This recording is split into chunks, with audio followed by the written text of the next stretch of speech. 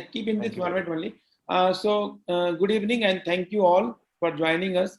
So this idea came to us that what ISCCM can do for everybody in this pandemic. So first thought was to look to the general public and where is the problem, why this virus is spreading so much. So to educate public was one content, and that's where we are working to educate everyone through different flyers on different social media. And this will be a continuous process till we win over this pandemic. Second thought was to educate our fellow doctors, because as everybody understands that we are getting different kind of prescription and all kind of medicine. There are a lot of issues about vaccine. And so we thought that let us start from the very basics of vaccine to asymptomatic disease, to mild disease, to moderate disease, and to severe disease. And in stepwise, at least we try to discuss all the available evidence, then compile it in one format. And then this goes in form of infographics to all the medical fraternity, where they at least know that what ISCCM thinks about current pandemics and how they can manage. So that's another thought. Later on, we are planning to come up with a position paper quickly once this webinar is over. So it's a series of 4 webinars, and after that, we will have this position paper statement ready in a week time, and that can go to all medical fraternity. So that's what our content is.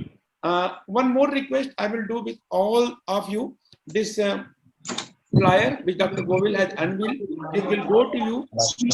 Can we ask everyone to switch off their mic, please?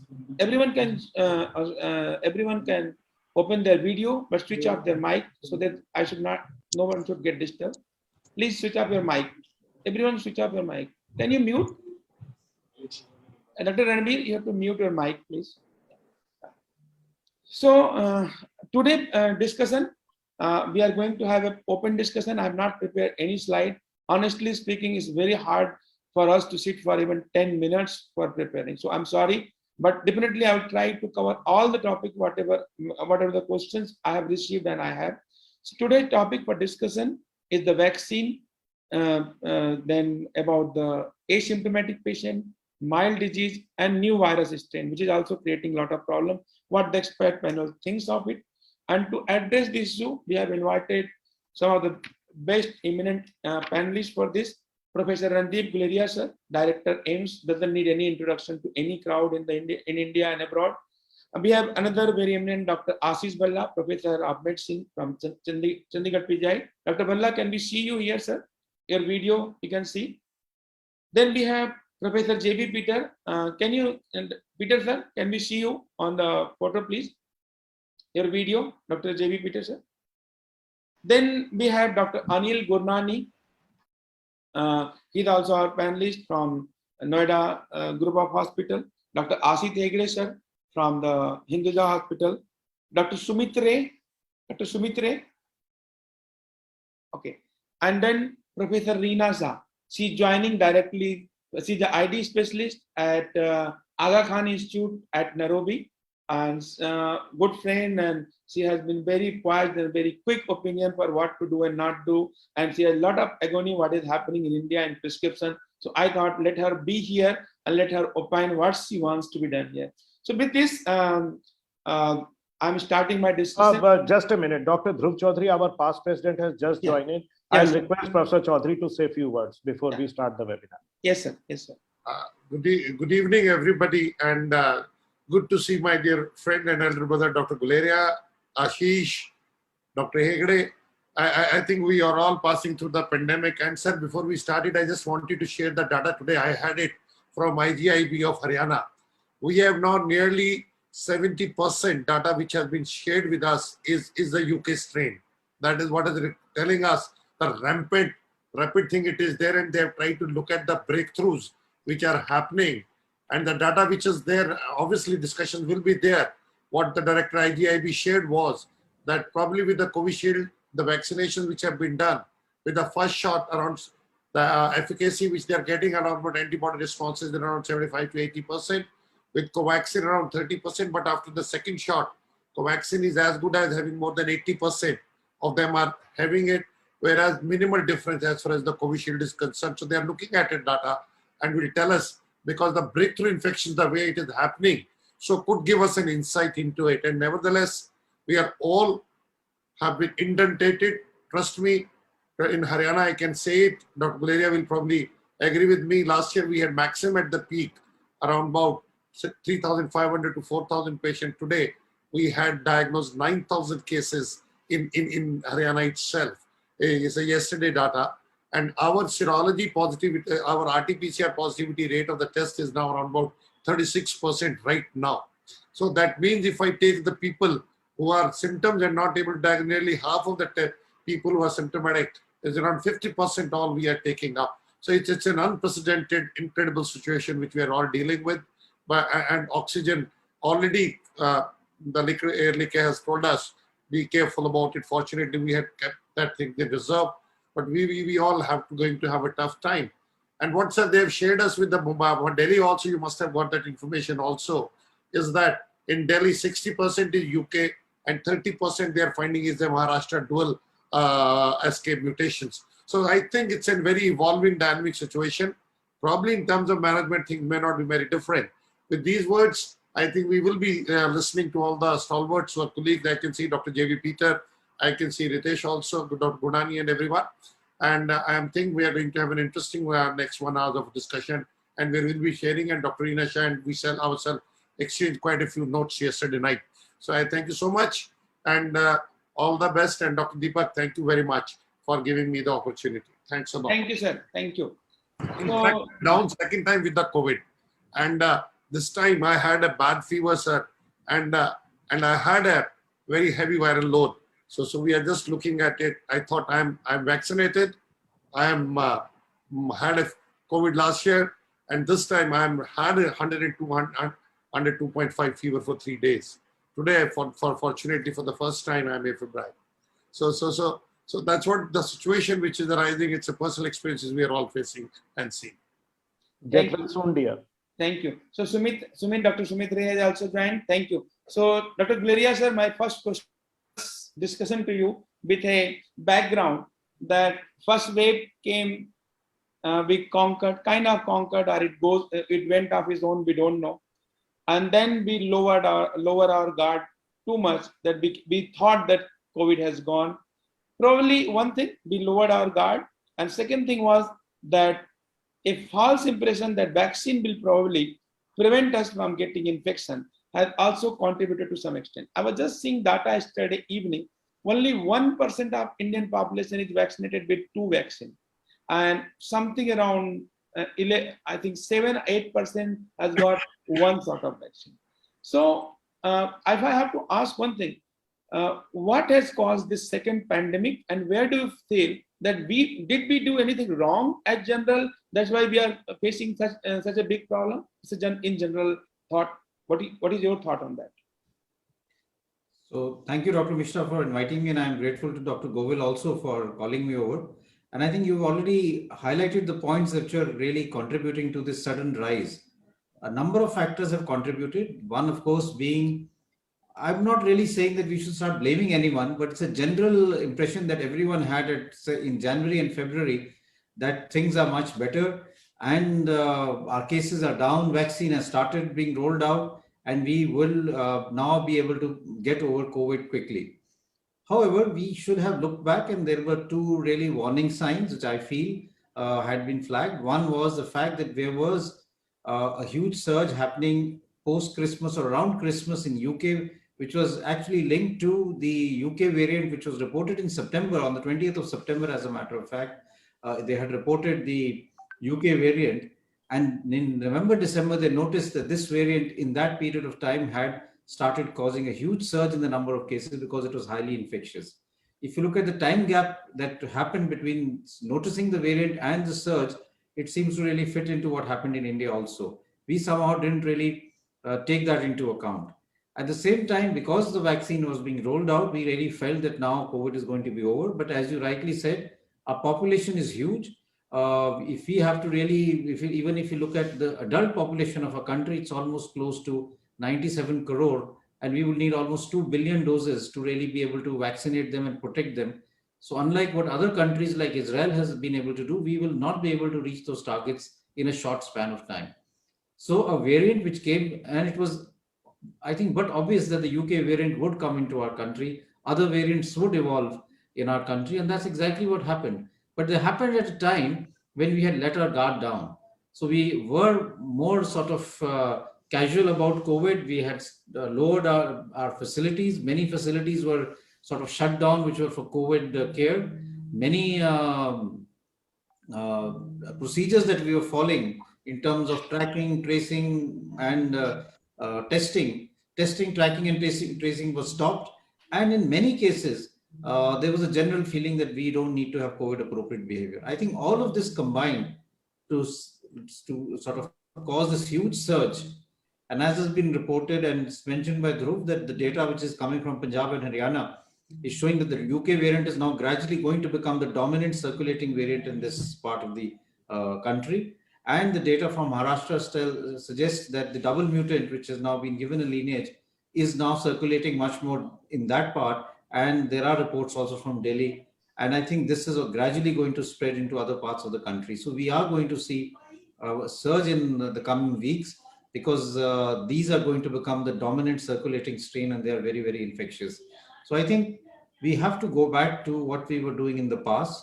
And if you want my honest opinion, we may use different words, lockdown, containment, or community containment, micro lockdown.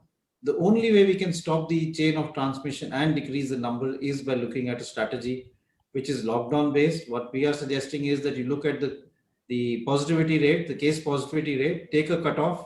You could take a cutoff of 10%. Any district which has a positivity rate of more than 10% should immediately go into lockdown for at least 2 weeks. I personally feel that that is the only way out, but it depends on how people at a higher level are able to accept this. But I don't think we have any other option, because currently our hospitals are full of patients. We're having problem in managing patients, and these are not patients with mild illness. We are triaging at the casualty and sending back patients with mild illness. It's only those with moderate or severe illness or with comorbidities which need admission. And from a situation about 2-3 weeks ago, when we had only 60 patients, we have now crossed 750 patients. The same healthcare facility has to manage 750 sick patients on HFNC, on NIV, on ventilators. And at the same time, you continue to have trauma coming in, you continue to have oncology services being provided, you have to give chemotherapy, you have to do oncology surgery with the same residents. And then a large number of residents, nurses are falling sick, turning out to be positive, because the infection is rampant in the community. Therefore, I think there is a time to really be aggressive and go back to what we were doing 8 months ago and look at something which is... Sir, I will stop you. I will come to you for a few more questions, because 1-2 questions I need to ask about vaccine, and then I come to you, because I think whatever I spoke is really, really appreciable. And now I go to Dr. Ashish Balla. Sir, about vaccine, very common public question and quick answer. There are 4 different kinds of vaccine, or 5 different kinds of vaccines are available. And everybody is asking which vaccine should I take. So do you think there is a preference for this, or all vaccines are equally good? Anyone can, any vaccine, or you would like to suggest, okay, if you have availability of these 4 vaccines, you take this. What is your suggestion? I have very different kind of an opinion about vaccine, so let's not go there. But your question is, for general public, whatever is available, take it. Even doctors are also asking. Whatever is available, take it. Good. You know, that should be the but do not lower your guard. Whatever is available, take it. Use COVID appropriate behavior. I don't know if you follow the trend. The vaccine rollout happened on 15th of February. And the COVID cases started rising exactly 2 weeks after that. Now, what we are seeing is that anyone who had gone to take a vaccine is becoming positive. Why is that? It's probably that the vaccine centers are becoming hotspots. You have people, I can only talk about Chandigarh. I don't know about Delhi and other places. You have the hospitals where you get 50, 60, 70 people coming in. You have a small enclosed space. They wait for their turn. They get the vaccine and they are again there for next, half an hour or so under observation. So you have close to 100 people sitting in an enclosed environment. And what would they do? Can you stop them from talking? No, they would talk. An enclosed space, large number of people, they're going back and they're becoming positive, and then they blame the vaccine. They'll blame the vaccine that we took the vaccine and nothing is happening.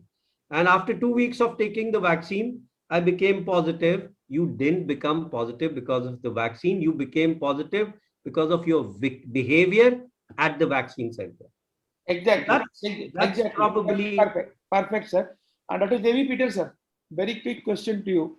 That many of the time people are, as Dr. Balla said, people are taking vaccine and becoming positive. So what is the expected in general if somebody wants to know that post-vaccination, when do you expect that you will be partially or somehow protected from vaccine? So what will be the time? Still with the underline that you never lower your guard for virus spread protection. So what is the expected timing for that? I do echo Dr. Balla's comments. I would say 3 to 4 weeks after the second dose, but we are seeing instances of healthcare workers who are coming down with COVID, though mild disease, even after 6 weeks. And it ultimately, as Dr. Balla said, it boils down to behavior. 2 doses does not offer you 100% protection, whatever vaccine you take. Sir, I would just want to point out one more small thing.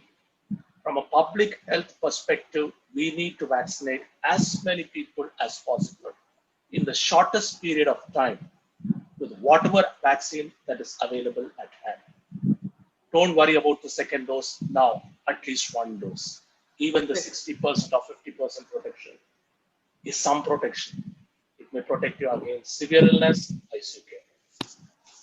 Dr. Ray, Sumit Ray, your thought on vaccine and a fear of side effects, because a lot of people fear that I have this risk, should I take vaccine? I have this problem, should I take vaccine?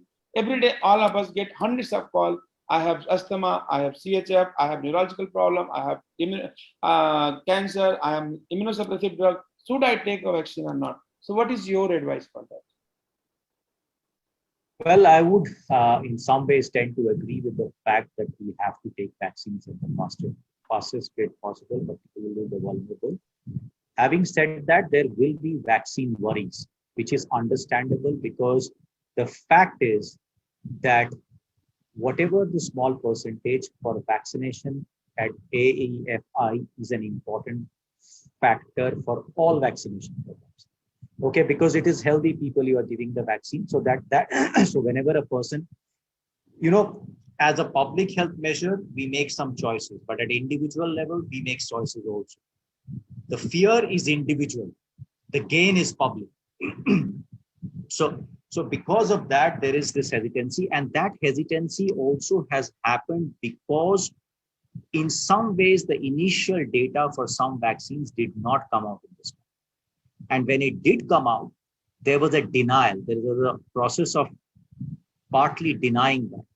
I mean, look at what the process of vaccine permission granted in the US. I have no love lost for the US public health system, but the way the FDA went about approving the 2 vaccines, it made it so public and so transparent that really helped people to gain confidence. And that was not true of India, unfortunately. Even now, Covaxin's safety profile is probably proven, but its efficacy is yet to be published. Yet to be published. We are in April now. So all these factors obviously make people hesitate. It is in the public health sense, in the greater good sense, it seems logical that one should go for vaccination, but at an individual level, people will have fear, and if the data does not come out, the transparency does not come out, and if we are finding that one vaccine is causing certain kind of hesitancy more, there are other vaccines which should be approved faster. I have no love lost for any particular company, but that mobilization of resources is what needs to be done quickly and be very flexible. The government needs to be more flexible in allowing in more vaccines and helping assuage the fears. In spite of all the fears, Covishield is still probably the largest amount of vaccine. Dr. Guleria would know that probably better, but I know still Covishield is one of the most vaccines which is taken. So assuaging fears is important. I mean, the chances of probability of getting an adverse event is very low, but at an individual level, when a person makes a choice, it becomes, and that is the balance of democracy. It's the whole question of democracy, the balance between individual rights and the greater public good. And greater public good is whose public good, which part of the public. That is the biggest question in liberal democracies, and it is the biggest question in vaccination program. The same question arises in these. Thank you, Sumit. Reena from Reena, Dr. Reena. Hi, Rajesh. Hi. Hi. What is your thought on vaccine in Nairobi and how you are coping over this issue? So we have similar issues, but we had our vaccine rollout in March, late March, and we only have the Covishield vaccine from India. And there has been a lot of vaccine hesitancy. Healthcare workers are taking it, but the normal public, I think there's been a lot of hesitancy in taking it. Having said that, after India declared what it did, we haven't got any more vaccines. So even though people want to get vaccines, there's now non-availability of vaccines. So I think we are, as a country or as a continent, waiting for the vaccines to come back to us. But I think healthcare workers, we targeted the healthcare workers first. So once healthcare workers say, and the first thing that the patients in Kenya ask us is, did you take the vaccine? And when we say yes, then they go ahead and take it. But I think for us, our main challenge is non-availability of the vaccine now. Reena, what about side effects? Side effects and its fear for general public or doctors. A lot of doctors ask that, and particularly about the fear in general public, that should we take vaccine or not? So what is your one point blank advice? Should everybody take vaccine, or there is some reservation on this? Yeah, so we believe everyone over the age of 18 should take the vaccine if available. Of course, we're targeting certain cadres first, but I think it should get to a point where everyone, if available, should take the vaccine. Dr. Hegde, sir, during this last 2 or 3 months since vaccine drive has started, what is the commonest side effect you have seen with the post-vaccination? I think most of the more common side effects really are body ache, flu-like symptoms. I have not seen any case of anaphylaxis. I have not seen any case of severe side effects. Coincidentally, I have one patient now who has come with thrombosis, but that may or may not be vaccine related. But otherwise, most of the side effects are just body ache, pain at the injection site, and some flu-like symptoms, which go away with paracetamol, nothing else. I have not seen any. Dr. Gurnani, sir, anything about the side effect or complication you have seen, which you are worried about with the vaccine, which your patient has complained, something? No, not really. I think if you look at vaccination, by and large, the data from India, as far as AFI is concerned, is very robust. They have been monitoring the data in terms of the side effects. There is a slightly higher side effect data, as far as I remember, the presentation of Covishield as compared to Covaxin, but it's not significant. And majority of them are mild. There have been some anaphylactic reactions which have happened in a few individuals requiring to be given steroids also for a day or two, but none like that. There have been some which is being looked at, which has been related to what has been reported in the NEJM and in Europe, that is the vaccine-induced immune thrombocytopenia. It's not been established, but there have been a few. I think that it's much less than what has been reported in terms of number of cases per million vaccinated. It's 1/10 of what has been reported, but there have been a few cases who had some features of thrombocytopenia. This is, of course, with Covishield, and have had some features suggestive or not definite of thrombotic episodes. This is being looked at very critically by the AFI group. They're trying to do a verbal autopsy of those who have died also. We should have the data in some time. But in terms of absolute numbers, it's very, very low. So I think vaccines by and large are safe. Yeah, yeah. I mean, I do agree that this is small number. Any vaccine, if you see the history of vaccine, any vaccine has some side effect, and those did not stop anyone from taking from vaccine. So if for masses, yes, right now this is one protection, but we all again inside one point that vaccine is not there to protect you 100%. Vaccine is there to increase your immunity. Still one can get after getting 1 or 2 doses of vaccine, and still you can get disease, but probably if you get disease, the severity of disease will be lesser, not as severe as you get if you are not vaccinated. Dr. Guleria sir, just please highlight this point, which I want this to come from your mouth. Yes, yes. So I think it's important to understand the efficacy of the vaccine, infection versus disease, if I put it that way. The vaccine will prevent disease. That is, it will prevent you from actually getting severe illness in terms of hospitalization, dying because of COVID-19, and also having a sort of critical issues. It will not prevent you from infection. You may still get asymptomatic infection or mild infection, and therefore you may be infectious. And that data is still emerging as to which vaccine is also able to prevent you from infection. Some limited data suggest that the AstraZeneca vaccine also limits the infectivity, but we need more data. And therefore, I think we should understand that all of us who have been vaccinated can still get the infection. And that is why COVID-appropriate behavior is still important even after we've got ourselves vaccinated. One quick question to Dr. Hegde, sir. Many of the time people are questioning that I have been taken 1 dose, in between they got COVID. Now, should they be advised for second dose or not? And what is your thought on that, sir? No, they certainly need the second dose, but you probably would like to delay the second dose by about 6 weeks after they have recovered. So you would delay the second dose, but you certainly won't avoid the second dose, because when they've had COVID, they might have some kind of a inflammatory response, and which the vaccine, if you're taken too early, might aggravate. So obviously there is no question that they need a second dose, but probably you would wait for about 6 weeks after they are well. Dr. J.B. Peters, sir, there was a very common thought that I got infected with COVID, then vaccine came. Shall we take vaccine or not? Shall we take 1 dose? Shall we take 2 doses? What should the duration between first and second dose? Very quick guideline from you, sir. So our recommendations from our institution is wait for at least 4 weeks after you had your bout of infection, fully recover, and if you don't have any symptoms, no other contraindications, then take your vaccine. We recommend 4 weeks, but I think 4 to 6 weeks is very reasonable. But we would go for the second dose after you had the first dose. Okay, so now I think we have to move to other topic as well. So we leave. Yes, sir. Dr. Guleria, sir. Yeah, just ask one provocative question. Yes, sir.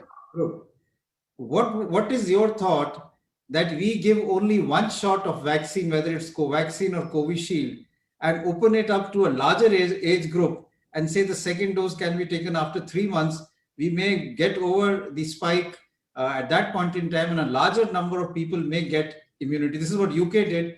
I just wanted to sort of stimulate the group in terms of, do you think this is a good strategy or not? Thank you. Sir, if I may. Let me put it there, that you can do it only with the Covishield. Covaxin, we can't do it. Why not? Why not? Why not try it with Covaxin also? You see the data, because the data... Let me just answer this. When this was done for Covishield, there was no data. Data came subsequently. So we could try it with Covaxin and wait for the data. No, I agree with you. There is only one fear. Let me also just, there is one fear that because of the mutant strains, we may get an immune escape phenomena because of partial immunity, and this may lead to emergence of a resistant strain, which may later on decrease the efficacy of the vaccine. The UK argues that this is a theoretical risk, but worth taking. But I just wanted to open it up to the group, what they felt. I'm sorry. I will come. Dhruv sir, 1 minute. I will give you time. Dhruv sir, Dr. Guleria sir, I'm going to take that question along with the strain which I'm going to discuss. Just give me 1 minute. One thing, I will not talk about it, or we will discuss it there, because myself and Dr. Guleria has sometimes discussed about it, but I'm talking about adverse events, basically. Adverse events, sir, I am in the Haryana's committee. We have seen 2 cases of venous thrombosis, both ASHA workers having their venous thrombosis in their eyes, central venous thrombosis, evaluated at PJ Chandigarh, confirmed cases 1. so that if we say that it is simply abroad, I think we will be putting it under the carpet. Two, we all must need to know, I agree, we are looking at a public health benefit, 180 deaths which have taken place in this country. Out of them, in the total vaccination program, practically all are after Covishield 2. Three, we need to also look at it that cases of demyelination has come up reported, and we have seen it at Rohtak itself. We have reported now 6 cases which have been referred to us. Therefore, the point is that these are the things which, that is why vaccine hesitancy has been happening. And fourth, a very different phenomena we have seen in adverse event profiling is that they are getting inflammatory syndrome, which you tend to describe in the children that they will be or the post-COVID. So there are different variants, but yes, I do agree number is minuscule looking at the total number which has been vaccinated. So say that we are not seeing in our country, I think we will be befooling ourselves. Dr. Sumitra, your quick comment and then we go to next section. Yeah, quick comment is not on the vaccine, but I think with the just because of vaccination, we are becoming just depending on the vaccine is, I mean, I think it's an escape mechanism. Just look at the example of Kerala. They had large numbers, but they always kept the numbers, the curve flat. That's what Shailaja teacher every time in her interview says. You have the example in this country that a state, particularly Kerala and partly Tamil Nadu, is able to contain the numbers below the curve so that the healthcare facilities are not overwhelmed. We do not want to do the difficult thing in this country. We want shortcut measures. We increase the number of hospital beds. We vaccinate. Vaccination is important. Nobody's doubting that. But these are absolutely possible. Absolutely possible. Maybe not in UP. I'm sorry to say I may be arrested for this by Adityanath's government, but maybe not UP. But other than that, most other states can possibly do it. Why don't we look at it this? Kerala has always been, BBC, Al Jazeera, everybody as one of the best examples in a low middle income country where it can be done. We don't look at these things. We are just pumping on vaccination. This surge that is happening now cannot be controlled by the vaccination now. What do we do to control this curve? So all these things have to be thought. Dr. Guleria already has highlighted the point of testing, tracing, containment. That is what Kerala has been doing very efficiently. So you need a very good, robust system on ground. Public health system, exactly. Already pointed out. I wasn't there initially, probably maybe in the beginning. Sorry. So Dr. Reena, we are switching our gear and going to second topic about the strain. Yes. So why this, Dr. Gurnani, quick comment please. And then, yeah. Just one line at the end of the session. We need jab and cap. Yeah. We need jab and cap. Jab we know is vaccine. Cap is a COVID appropriate behavior. Okay.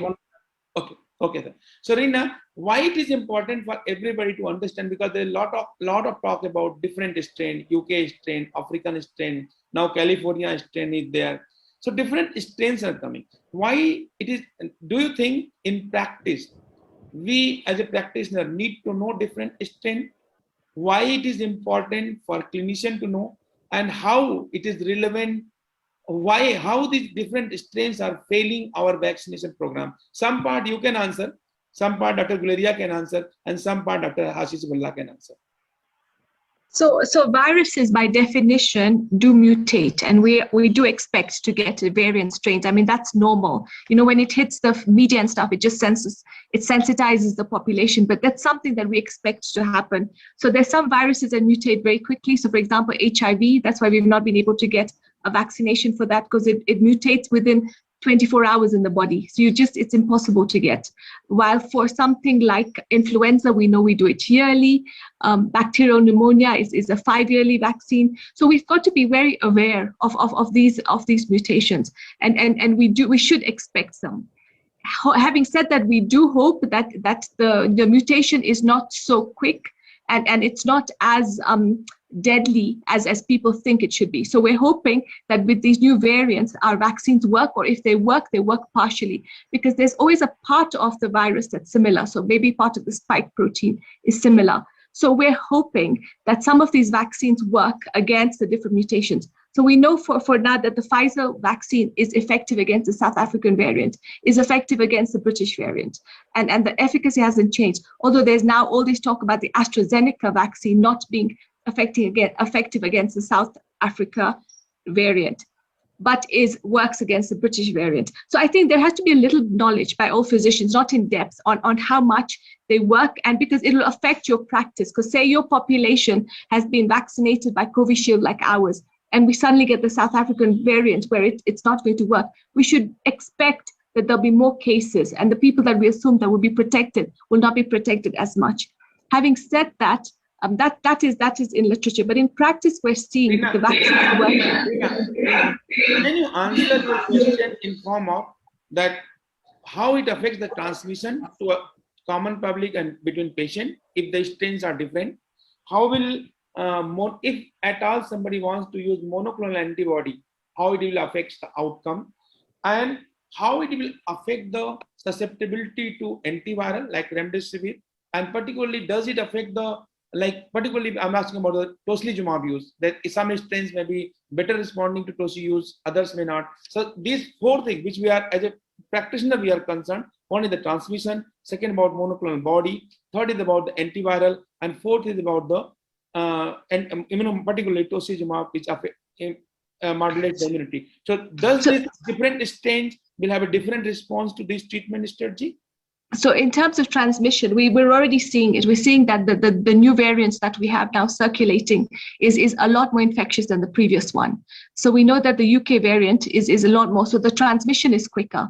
Having said that, it doesn't mean that it causes more severe disease. I think from our experience is the disease we're seeing is not so severe. That means not that many patients are dying as we expected. So it seems that it's maybe more infectious, so you're more likely to catch the virus, but the disease severity is not as severe as the previous strains were. Although South Africa has reported differently, but I'm not going to talk about South Africa. In terms of treatment, now the WHO studies, Solidarity was done on the previous strain, and it showed that remdesivir doesn't work. But it seems from talking to this group and my colleagues in India, they're seeming to have very good experience with remdesivir. So we're really surprised. Solidarity trial said remdesivir doesn't work, but it seems from your clinical practice that remdesivir may work. So it seems that different variants may respond differently to different antivirals. And I'm hoping that this new variant that's coming is more responsive to remdesivir. There is no RCT to prove that, but if that could come, yes. In terms of tocilizumab should only be used when a patient does not respond to your antiviral, to dexamethasone. Their inflammatory markers are going up and their oxygen requirements are going up. In hospital setting is the only time to use tocilizumab. If you start using it on everybody, you're not going to have enough tocilizumab. Okay. Similarly with remdesivir, you should only use it in patients who are required. If you use it on everyone, remember 80% of patients have asymptomatic disease and require no treatment. I will come to that point, Reena. Dr. Guleria, sir, very quickly, how does different strain and vaccination program will get affected by changing strain? How it will happen? What is the problem we are facing? We all know that, as has already been said by Dr. Reena, that the virus does mutate. The virus has mutation regularly. Some are variants that develop, which are what we call variants of interest, but there are others which are variants of concern. And one variant of concern is whether it will develop what we call an immune escape mechanism. That is, the efficacy of the virus will come down, or the vaccine will come down, and that may lead to something that we have had to do for the influenza vaccine. Influenza vaccine also every year undergoes what we call an antigenic drift, and that antigenic drift means that there is a change in the virus, and every year we have the new flu shot which has to be given. Currently, it's a quadrivalent vaccine which is given. So in a similar manner, it's likely that the virus, the COVID virus or the coronavirus doesn't have that much of a mutation as influenza has, but it is likely that we will have to tweak or change our vaccines over a period of time to cover for the change that the virus has, and that may have to be done. As of now, the current data does not suggest that most vaccines have lost their efficacy with the current circulating strain. There is one paper in the Lancet from South Africa which does suggest that the AstraZeneca vaccine has a lower efficacy against the South African strain, but the numbers in that paper is quite small. The number of events in that paper is small, but if you look at that paper, then the efficacy of the AstraZeneca vaccine is only between 10 to 20%. But the numbers are small, we need more data. But like I said, all manufacturers are currently working on seeing whether they need to tweak the vaccine so that it covers the new variant strains. Good. Thank you, sir. Dr. Bhalla, quick comment. You wanted to say something. I wanted to say what Sir has already pointed out. See, the viruses are very smart. You give them a little bit of pressure of antivirals or vaccine, they will mutate. They have survived so many years, they'll survive us again. They'll survive this pandemic also, and they'll mutate. We will have to catch up with them. The problem is people are already working on these mutated viruses, and by the time they come out with the vaccine, the virus would have probably mutated again. So we need to work on different kind of strategies. One of the strategies which you highlighted was monoclonal antibodies to get hold of the viruses. Then you have to identify the epitopes which would be common and which can be targeted there. Again, the virus would escape that till the time it settles down at a baseline level in the community, like H1N1 has become now endemic. So that is likely, that is what will happen with all viral pandemics. But we can't just sit back and relax and let it happen. We will have to continue working, try to be a step ahead of the virus, and try to identify novel strategies which will give us an access to control this. As regarding your point, you asked about tocilizumab. It is a class effect. Any virus which causes a cytokine storm, whichever the variant, maybe a little less, maybe a little more, but your target is to stop the cytokine storm. And it has to be stopped at one particular time. That window is very small. Reena said about the remdesivir. I'm not very sure because we've used remdesivir right, left, and center in mechanically ventilated patients. So what kind of data we'll get from retrospective analysis may not give us a correct picture. We know that there is a very small window and we need to tackle that. We need to take advantage of that. Before that and after that, it's of no use. Great, sir. Thank you. And Dr. J.P. Vitter, sir, very quickly from you, that many times, a lot of doctors, a lot of relatives say, sir, doctor will say, your patient is infected with this strain, and that's why your patient is complicated, that strain is better. So, how do people clinically judge and pass this kind of comment in their practice that this kind of strain is causing this problem, they may be having this strain, that strain? Do you think it's appropriate for the doctors to pass this kind of comment without knowing this? Absolutely not appropriate. It's so difficult to... Sir, can you hear me? Could you hear me? What I said? I can hear you. Can you hear me?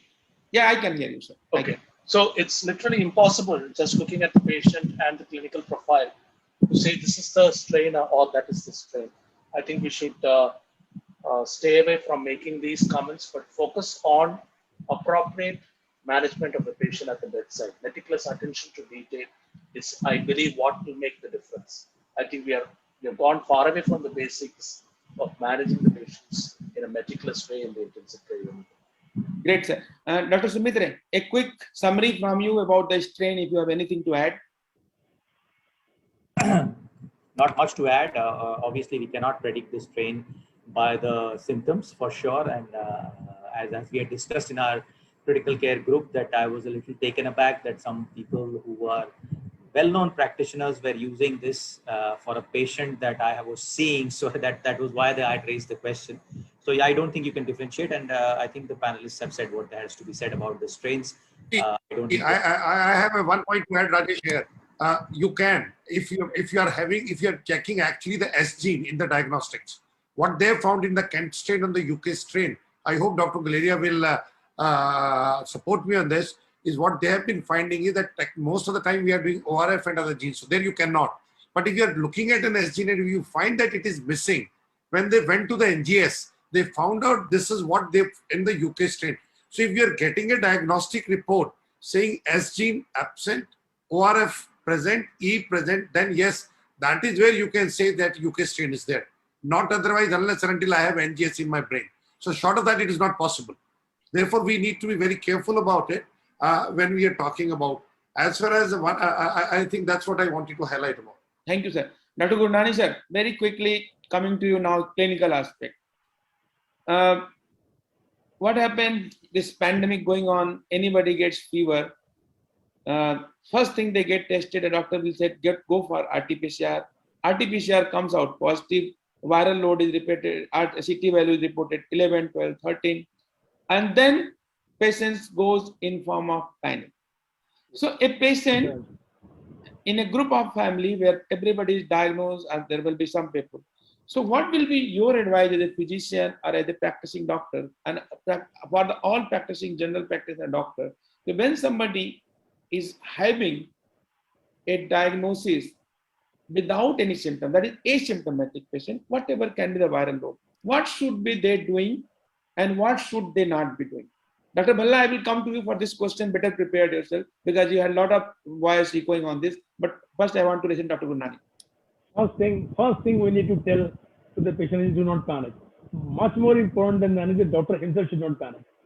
Because what I have seen recently, suddenly one patient comes positive and you advise them and he tells you that look, in my family, all the people are running fever. You ask everybody to get tested for RT-PCR.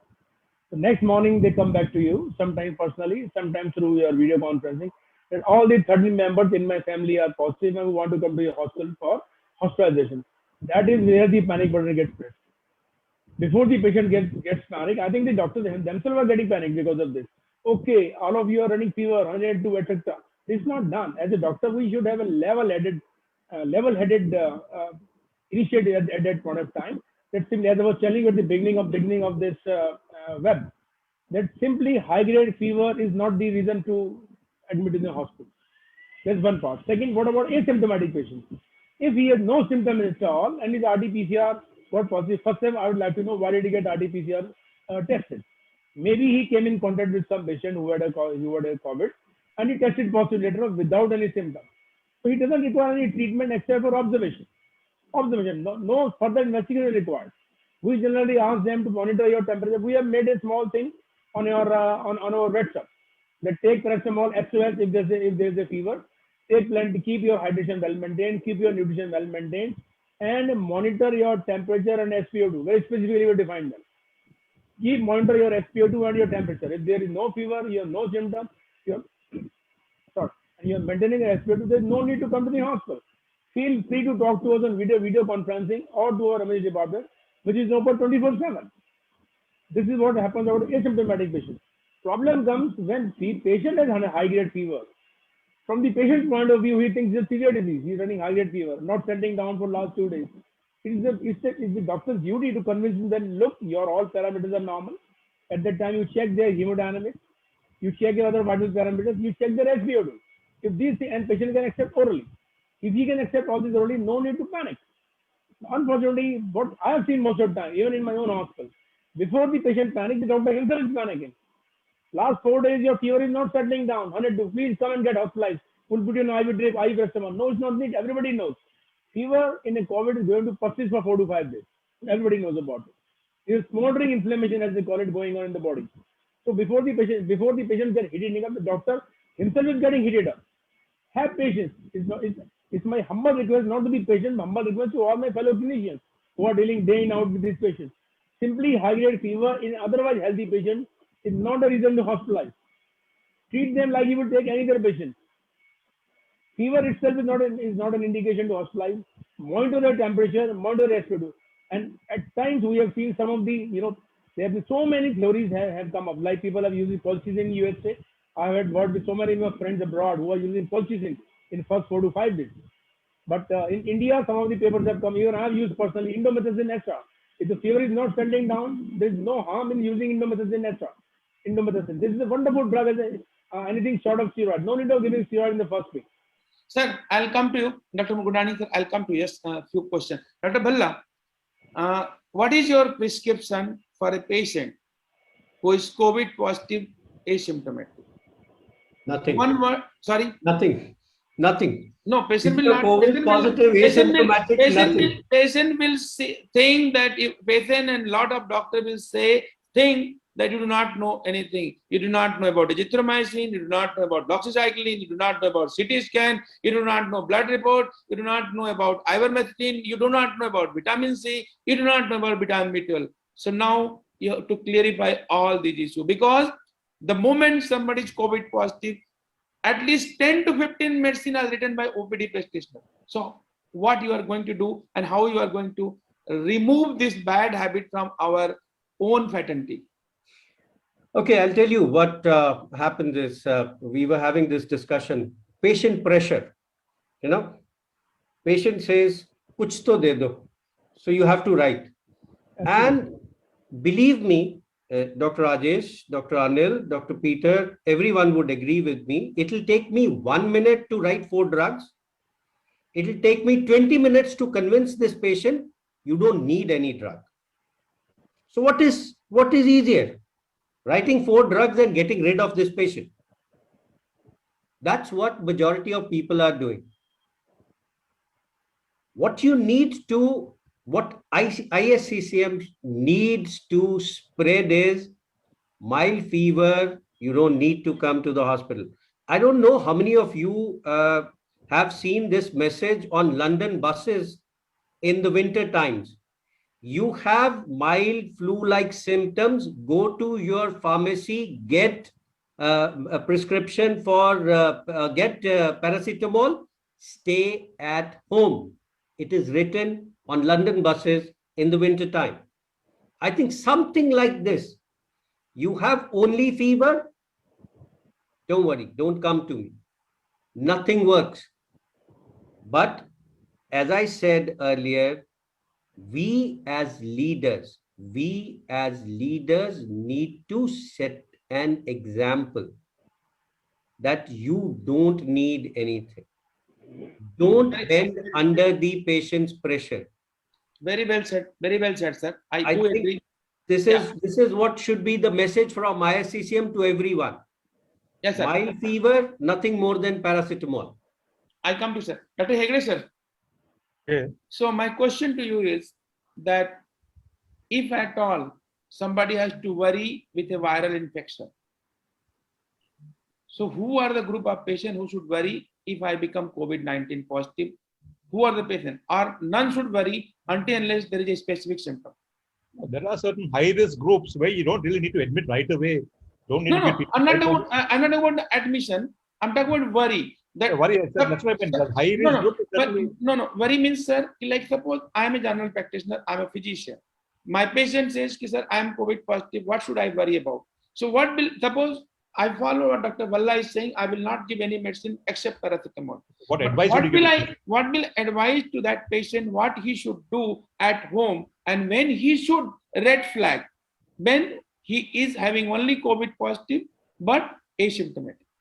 See, ideally, fortunately, I think most of the people, at least have a pulse oximeter. So obviously, pulse oximeter monitoring, if possible, the patient, and monitoring both, which gives you both his pulse rate and his oximetry reading, is obviously the main thing. And if he's not able to have a pulse oximeter, which I agree substantial population in our country may not have, clearly symptoms like breathlessness, maybe chest pain, or if the fever is relentless, goes on beyond 7 days, are sort of worrying.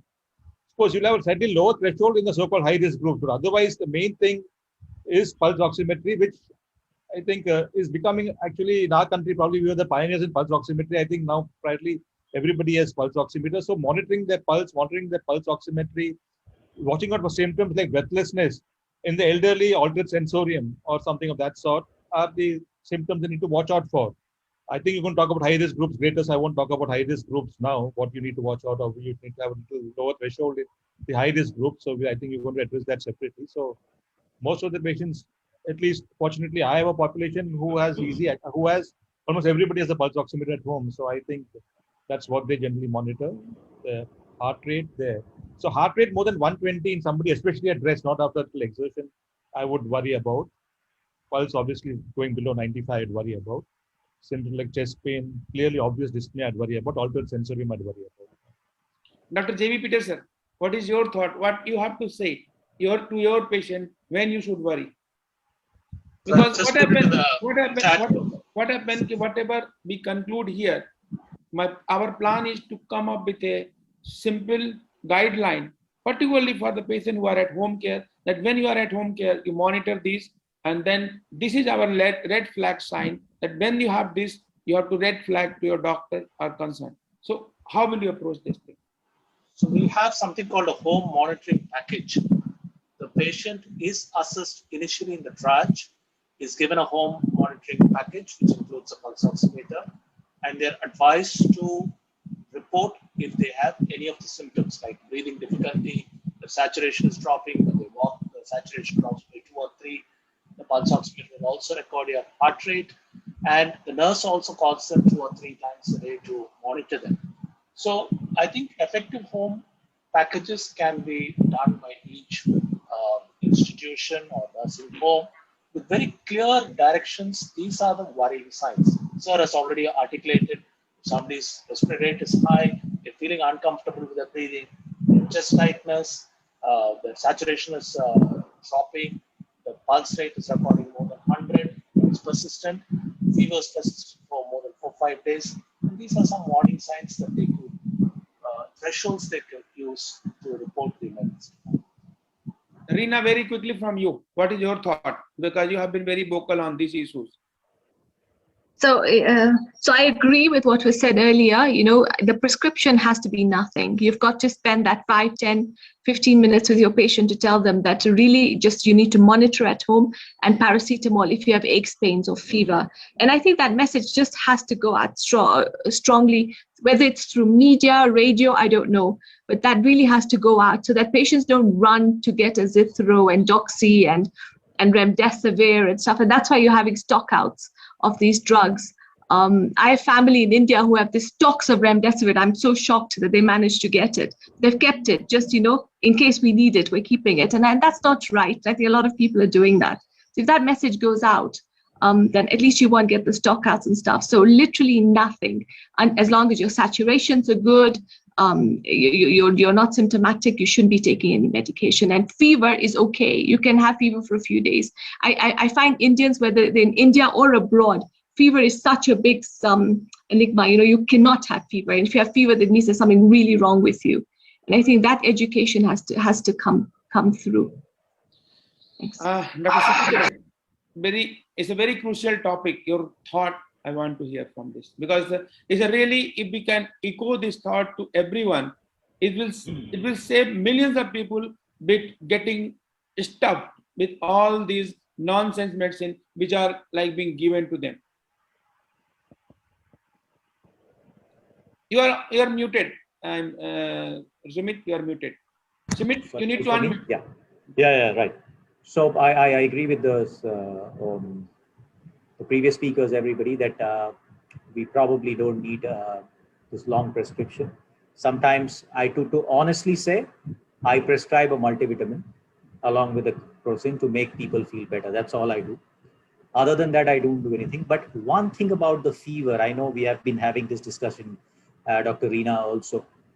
This time, there is a subset of patients who are having, I think Dr. Dhruv Chaudhary was also participating in that discussion yesterday, that having a persistent fever. I also used to, fever, controlling the fever was not the most important thing, as Dr. Reena said.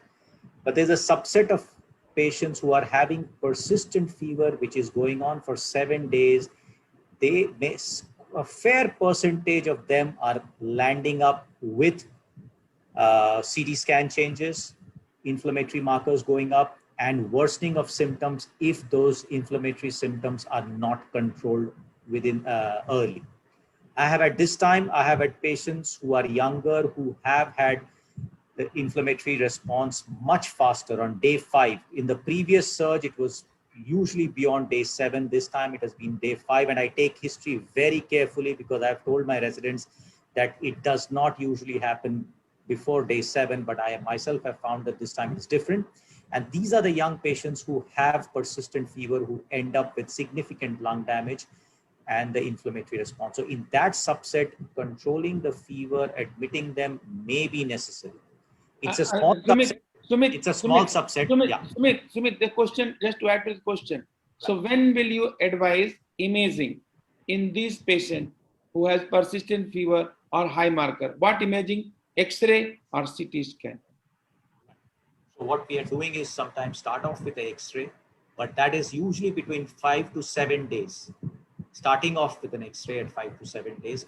There are some people, to tell you honestly, sometimes a practice in a private setup is slightly sometimes different. The expectations are different from a public setup. Ideally, if it was a good public health system, it would work differently. But because we are a predominantly private health system, what happens is the expectations of patients are such that we sometimes end up in some subset of patients going in for a relatively earlier CT scan than we should. I totally agree that if in the ideal condition, we should not be, but it is happening.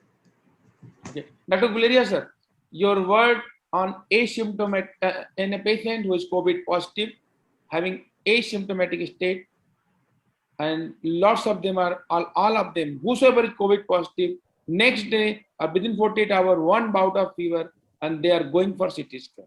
And radiologists are reporting a correlated score of 3 out of 25, 5 out of 25, 10 out of 25. Now, even CT scan is positive with the viral infection. First thing, when they should do CT scan, and even it is positive, is this going to change the treatment of the patient, even CT positive? So, little bit of the longer question to you, and I want to sum up for asymptomatic and go to mild from you. So, please. First of all, I don't think everyone needs a CT scan, at least not in the first few days. And there is enough data which suggests that asymptomatic people, if you were to do a CT scan in them, almost 30% of them will have some mild changes of ground glassing in the lung, which will disappear on its own on follow-up even without treatment. Therefore, doing a CT scan will create more confusion rather than actually solving issues. Therefore, I think in the first few days, you just need to treat the patient for the symptoms, give more reassurance, make sure he's well hydrated, and that is the usual strategy that one would tend to employ. If the fever persists or becomes high grade, or if there is a decline in oxygen saturation, then you may use radiology or your blood test to look for increase in inflammatory markers or looking for any patch in the X-ray, and that may help you to decide whether you need to admit this patient or whether you need to now step up your treatment. But in the first few days, I think CT scan is futile and it may create more confusion than actually be helpful. Great, great, sir. So just to summarize, in a patient who is COVID positive, 1 or 2 bouts of fever, should not worry. The paracetamol is the only thing which you need to take, and hydration. Just very quick question to all of you. Just to add, Rajesh, just no, not to add, just to say that I didn't mean that CT scan for every patient. I meant persistent fever going on for 5 to 7 days. That's the subset. I was not meaning that. Sumit, we agree to that. Sumit, we agree to that, and we stick to that. So Sumit, we agree to that, and I also do, and I fully recommend that we should do. The maximum dose. Dhruv sir, 1 minute. One question, and then I come to. What is the maximum dose of paracetamol one can take in 24 hours for COVID-related fever? Anyone can answer. Yes, sir, Dr. Bella. 1 gram every 6 hours. Yeah, 4 grams is the limit. 4 grams, 1 gram every 6 hours. You don't cross 4 grams in 24 hours. If you cross 4 grams, chances of hepatotoxicity increases. But you need to be a little more careful because sometimes COVID would have hepatotoxic effects and you would have some raised enzymes. So there you need to be a little more careful.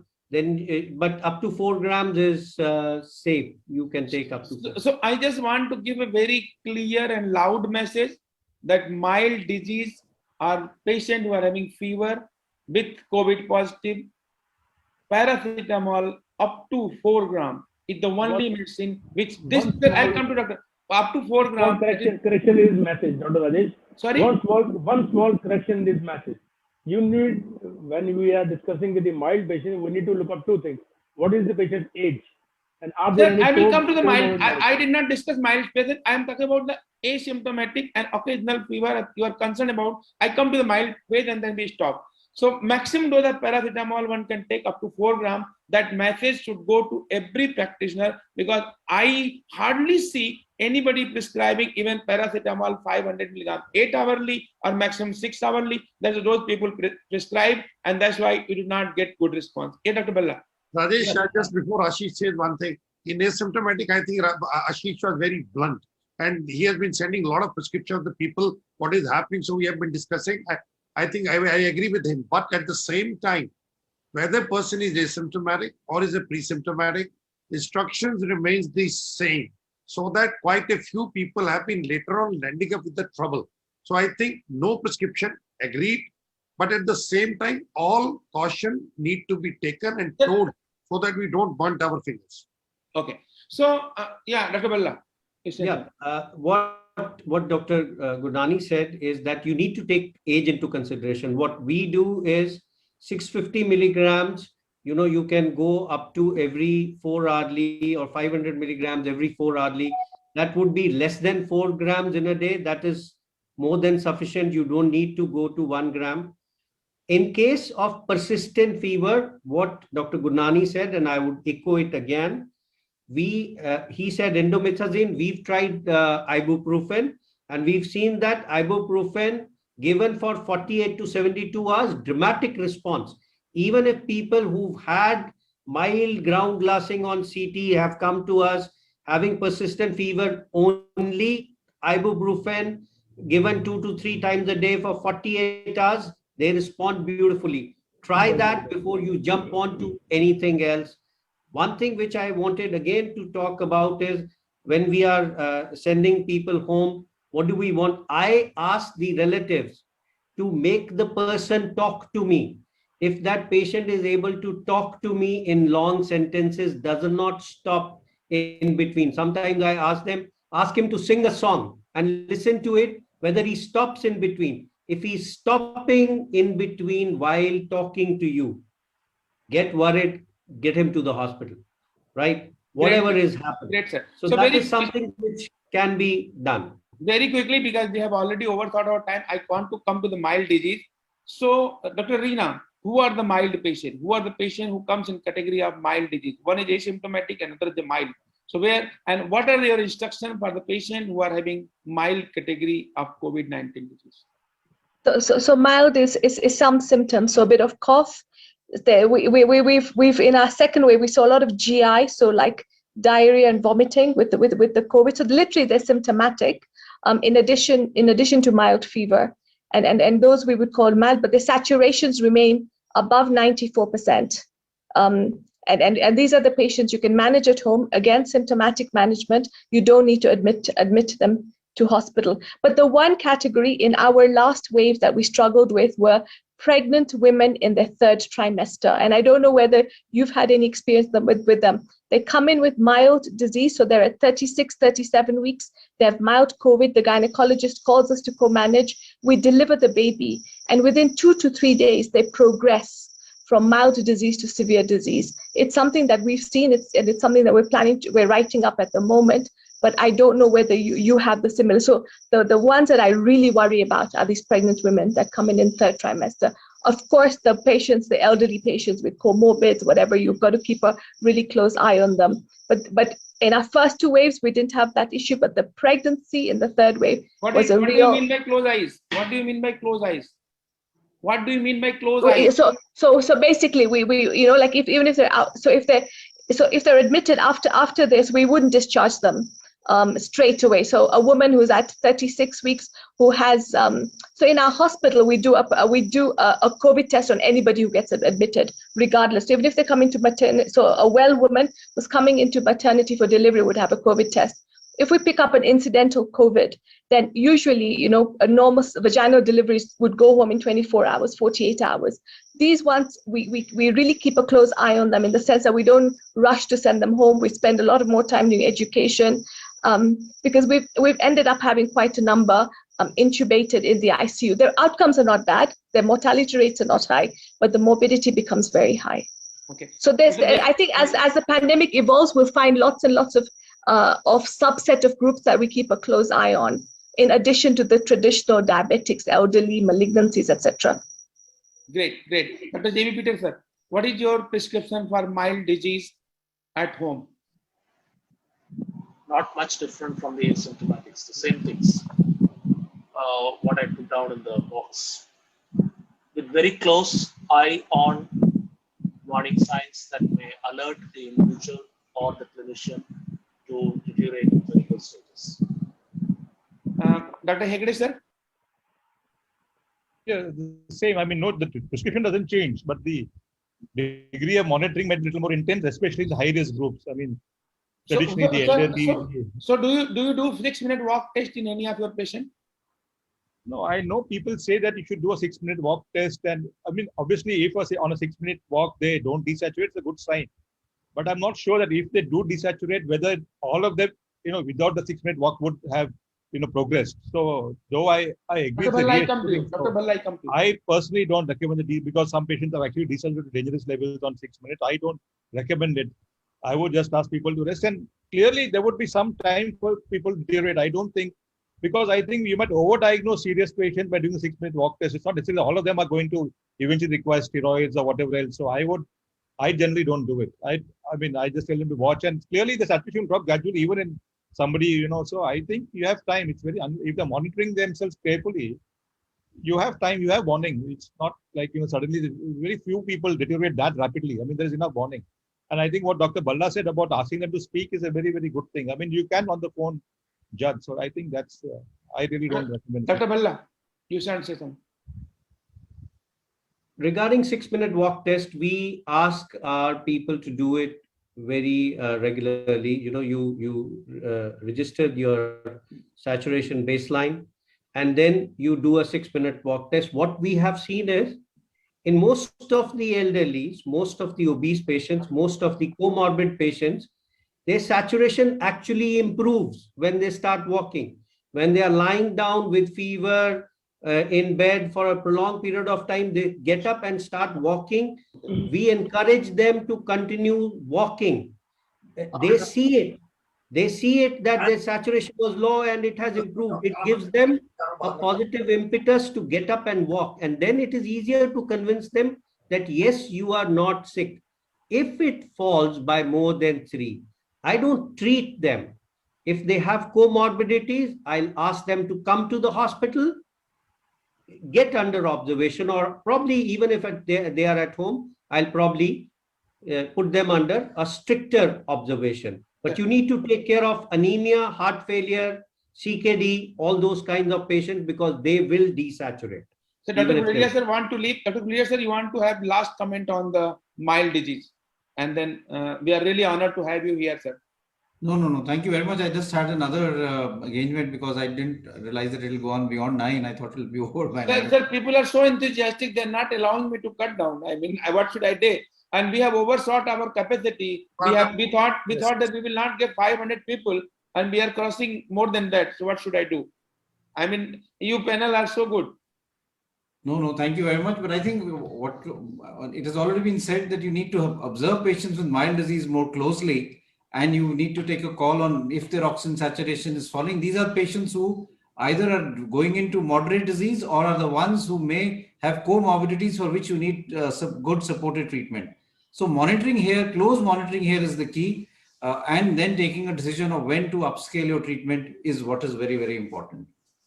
Thank you, sir. Thank you for being here, and we are really honored to have you here. And sometime in future also we will disturb you for this. Thank you. It will be my pleasure. One very important question, Dr. Rajesh. I'm coming to you, sir. Dr. Gurnani, sir, your comment, please. While Dr. Guleria is still here, I want to ask this eminent group one very small question.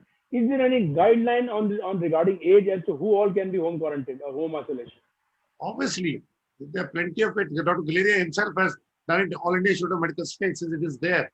And like age more than 70, like age more than 80, do they need to be hospitalized for milder disease, or they can be put in home isolation, home care? Sir, the important issue is if you can provide a care to the people who are 80 plus in your institution, most welcome.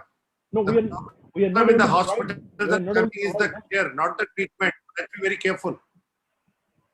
So age is not a criteria to admit until unless somebody has symptomatic, a drop in oxygen. That's what I feel, or somebody uncontrolled fever, or then you can think of it. Not because of age, somebody is 90 plus and you just admit it.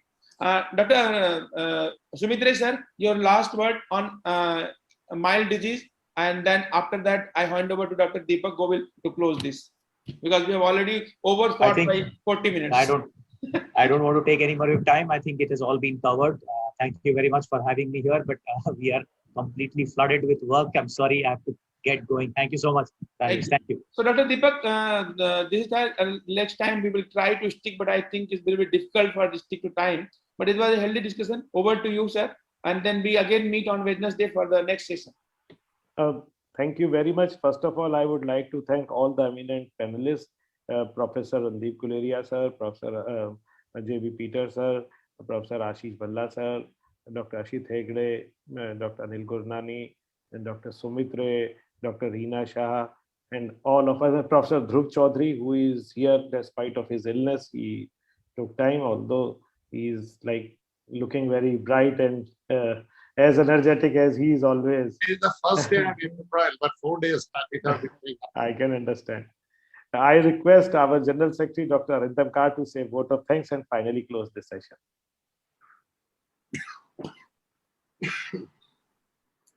Thank you, everyone, for being here for all this, the long period. I think we have a difficult task to contain on the time part, but we would be definitely doing this on the subsequent programs. We have taken all the notes and the entire session was recorded.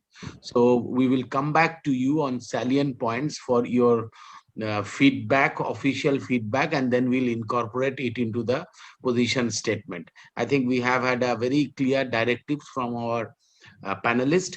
So thank you once again for being here, and thanks all the viewers who have also attended the sessions. Thank you, and we close the session formally. Thank you. Thank you. Thanks, everyone.